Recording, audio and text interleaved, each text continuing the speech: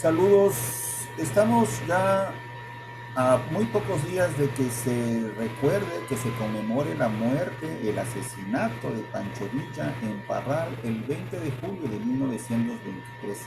Estamos a las puertas ya de los 100 años del centenario de este crimen y de lo que vamos a tratar en los próximos días en este canal es acerca de la muy seria posibilidad, de hecho las evidencias abundan, de que en el asesinato del Centauro del Norte de Pancho Villa hayan participado masones o la masonería, es decir, si no la institución, sí al menos algunos masones con nombres propios. Esta información, estos datos, lo han recopilado algunos historiadores, pero todos, sin excepción, los más profesionales que ustedes conozcan, que hayan biografiado a Pancho Villa o a la Revolución Mexicana, dejan de lado esta información de masones participando en la muerte de Pancho Villa. Lo dejan en nota de pie de página, lo dejan como un parrafito allá en la página 100, 200 o 300 de sus obras y se pasa de largo sobre un dato importante que fue la participación, si no de la masonería, sí al menos de masones, en el crimen, en el asesinato de Pancho Villa el 20 de julio de 1923.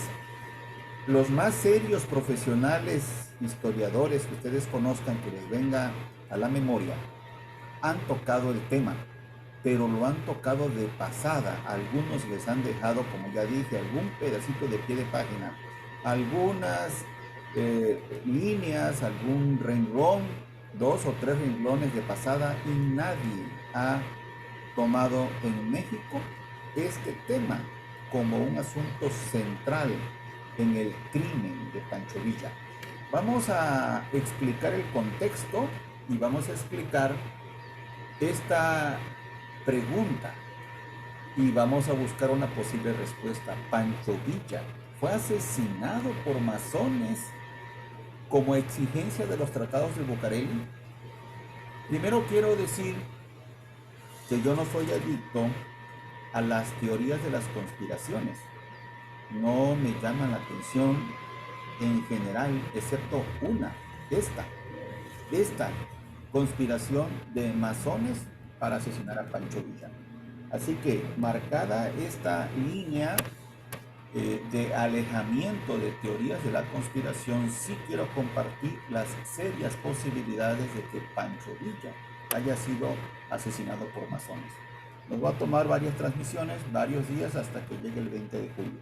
Vamos a comenzar enseguida con el contexto.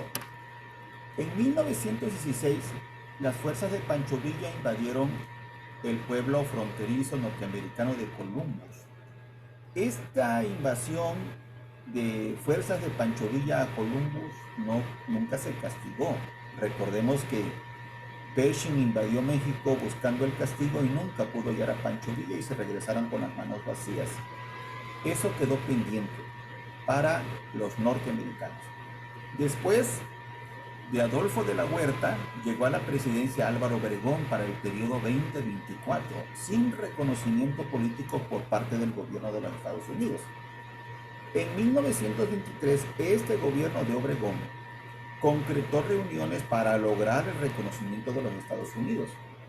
Luego, el presidente masón estadounidense Warren Harding impuso requisitos, dijo sí, pero impuso requisitos.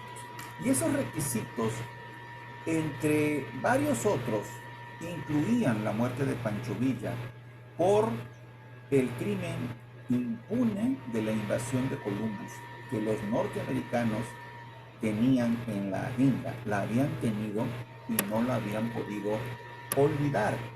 De manera que cuando al vecino llamado Álvaro Obregón le urge el reconocimiento, ellos recuerdan, sí, pero tenemos un pendiente desde hace ya varios años, 7 años, desde 1916. Queremos la cabeza del Centauro del Norte. ¿Se dio este planteamiento en los tratados de Bucareli? Vamos a ver si es verosímil que esto haya ocurrido así.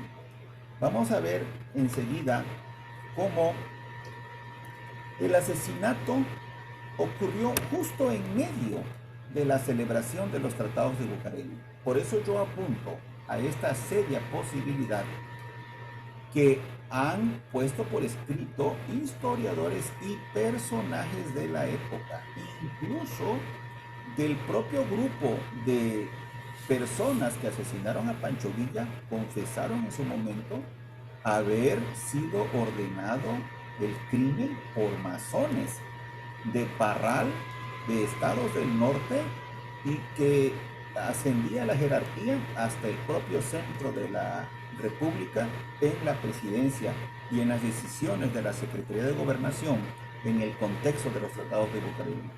Lo vamos a ir viendo poco a poco. De momento veamos este esquema. Los tratados de Bucareli tuvieron desarrollo en el año 1923 y veamos cómo el crimen quedó en medio de los tratados.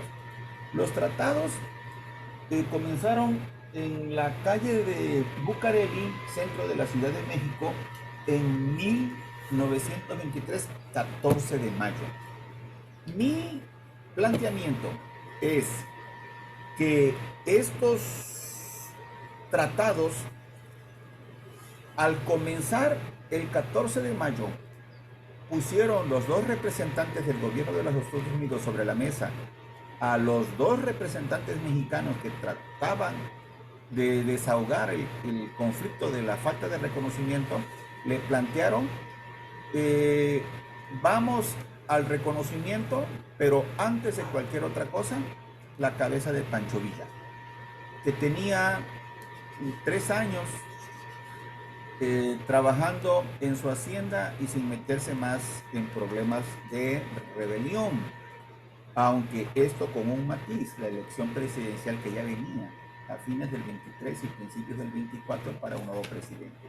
Él se había declarado por la candidatura de Adolfo de la Huerta, y Obregón le preocupó que esta decisión de Pancho Villa se pudiera materializar, porque Obregón apoyaba a Calles. Así que Obregón apoyaba a Calles y Pancho Villa, con toda su leyenda y sus amenazas y advertencias de poder levantar un ejército en pocos minutos, orillaron a que, apoyados también en la decisión del gobierno de los Estados Unidos de pedir su cabeza, se desahogara toda esta organización jerárquica salida de Álvaro Obregón, ejecutada por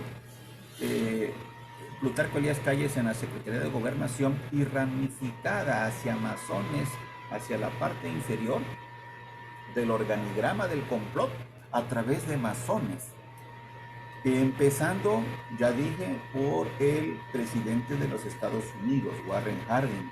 Quienes más eran masones, lo podremos ir viendo poco a poco.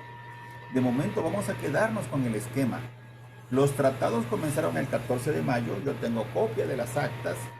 Se distribuyó con el paso de los días y luego para su publicación en 2 apartados generales: la convención general y una convención particular, además de unos espacios de negociación secretos que fueron el marco para el tratamiento de la muerte del centauro, y de lo cual no quedó escrito, pero sí evidencias y testimonios diversos. Esto pues apunta a una cosa verosímil. Los tratados empezaron el 14 de mayo, el crimen fue el 20 de julio y se cerraron los tratados el 15 de agosto. ¿Por qué ocurrió así? Porque seguramente sí hubo una decisión en ese sentido. En mi libro La masonería en la presidencia de México trato este tema en la página 347. Allí lo pueden leer, le invito a todos a que lo lean.